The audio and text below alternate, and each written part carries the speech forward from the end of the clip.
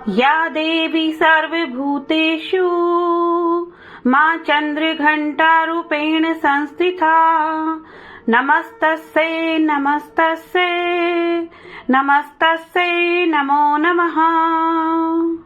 जो बाघ पर सवारी करती है और दुष्टों के लिए अत्यंत क्रोधित और रौद्र रूप धारण करने वाली है, किंतु अपने भक्तों पर कृपा दर्शाने वाली माँ चंद्रघंटा देवी हम सब पर अपनी कृपा बनाए रखे।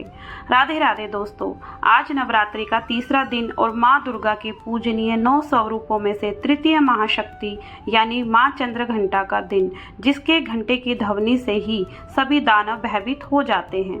नवरात्रि के तीसरे दिन माँ चंद्रघंटा की उपासना की जाती है।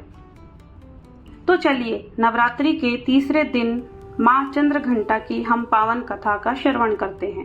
पौराणिक कथा के अनुसार माँ दुर्गा का पहला रूप माँ शैलपुत्री और दूसरा माँ ब्रह्मचारिणी है, जो भगवान शंकर को पति रूप में प्राप्त करने के लिए धारण करती है। जब माँ ब्रह्मचारिणी भगवान शिव को पति रूप में प्राप्त कर लेती है, तब वे आदि शक्ति के रूप में प्रकट होती है और देवताओं को अपना अधिकार वापस दिलाने के लिए माँ चंद्रघंटा का स्वरूप धारण करती है। जब महिषासुर नामक राक्षस का अत्याचार बढ़ने लगा था और ब्रह्मा जी से वरदान पाकर वो अत्यंत बलशाली हो गया, उसने स्वर्ग पर आक्रमण कर दिया। युद्ध में सभी देवताओं को हराकर स्वर्ग पर अधिकार कर लिया। तब माँ दुर्गा ने देवी चंद्रघंटा का अवतार धारण किया। तो इस प्रकार माँ चंद्रघंटा की उत्पत्ति हुई। महिषासुर के अत्याचार से सभी देवता परेशान होकर भगवान ब्रह्मा, विष्णु और महेश के पास आए।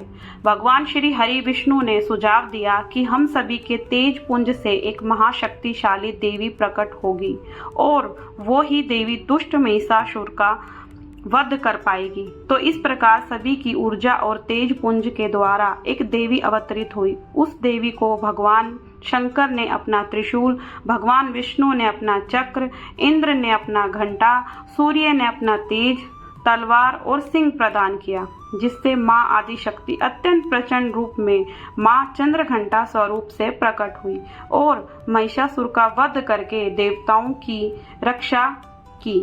कहते हैं देवी चंद्रघंटा ने राक्षस समूहों को संहार करने के लिए जैसे ही धनुष के टंकार की, तो उसकी ध्वनि गगन में गूंजने लगी और उसी समय माँ के वाहन सिंह ने भी दहाड़ना आरंभ कर दिया।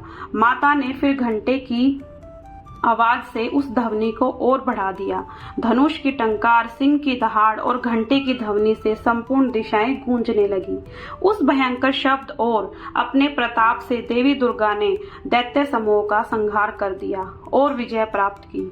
माँ चंद्रघंटा असुरी के विनाश हेतु माँ दुर्गा के तृतीय रूप में अवतरित हुई, जो भयंकर दैत्य सेनाओं का संहार करके देवताओं को उनका अधिकार दिलाती है। माँ चंद्रघंटा भक्तों को मनोवांछित फल प्रदान करती है। वे संपूर्ण जगत की पीड़ा का नाश करने वाली है, जिससे समस्त शास्त्रों का ज्ञान होता है। वो मेघा शक्ति स्वयं माँ दुर्गा है। माँ दुर्गा भव सागर से पार उतारने वाली देवी है। इनका मुख मंद मुस्कान से सुशोभित, पूर्ण चंद्रमा के बिंब का अनुकरण करने वाली और उत्तम स्वर्ण की मनोहर कांति से कमनीय है। जब देवी का वही मुख क्रोध से युक्त होने पर उदय काल चंद्रमा की भांति लाल और तनी हुई बाहों के कारण विकराल हो जाता है, तब माँ रौद्र रूप में प्रकट होती है। माँ का स्वरूप रौद्र के साथ सौम्य भी है। परमात्मा स्वरूपा के प्रसन्न होने पर इस जगत का अभ्युदय होता है और क्रोध में भर जाने पर तत्काल ही कितने ही कुलों का सर्वनाश हो जाता है। उनकी उपासना से हम समस्त सांसारिक कष्टों से मुक्त होकर सहज ही परम पद की अधिकारी बन सकते हैं।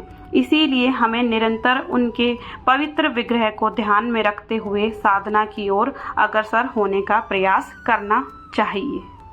माँ चंद्रघंटा की उपासना से साधक के जीवन से सभी प्रकार के भय और बाधाएं समाप्त हो जाती हैं। उनके स्वरूप की घंटनाद से नकारात्मक शक्तियां दूर हो जाती हैं और वातावरण में शांति स्थापित होती है। माँ भक्तों को साहस, आत्मविश्वास और विजय प्रदान करती है। तो आइए जानते हैं तीसरे नवरात्र की पूजन विधि। नवरात्रि के तीसरे दिन प्रातःकाल स्नान कर स्वच्छ वस्त्र धारण करें। माँ चंद्रघंटा की प्रतिमा या चित्र स्थापित करें और उस पर गंगा जल छिड़कें। लाल फूल, अक्षत, धूप, दीप और सुगंधित वस्तुएं अर्पित करें। माँ को गुड़ से बने व्यंजन प्रिय है, अतः भोग में उन्हें अवश्य अर्पित करें। ओम देवी चंद्रघंटाय नमः मंत्र का जाप करें। जो भी भक्त श्रद्धा से माँ चंद्रघंटा की पूजा करता है, उसके जीवन से दुख, संकट और शत्रु बाधाएं दूर होती है तथा उसके जीवन में सुख, समृद्धि और शांति आती है। तो चलिए अपने मन, कर्म और काया को पूर्णतः परिशुद्ध और पवित्र करके माँ चंद्रघंटा के शरणागत होकर उनकी उपासना आराधना में तत्पर होते हैं और उनसे परम भगवान श्री कृष्ण की शुद्ध भक्ति में सेवा की याचना करते हैं। तो आशा करती हूँ कि आप सबको इस कथा से आनंद और प्रेरणा मिली होगी। कथा अच्छी लगी हो तो लाइक, कमेंट, शेयर और चैनल को सब्सक्राइब करना ना भूलें। तो मिलते हैं नेक्स्ट वीडियो में माँ दुर्गा के चौथे स्वरूप यानी माँ कुष्मांडा की कथा के साथ। आप सबको राधे राधे, जय माता दी।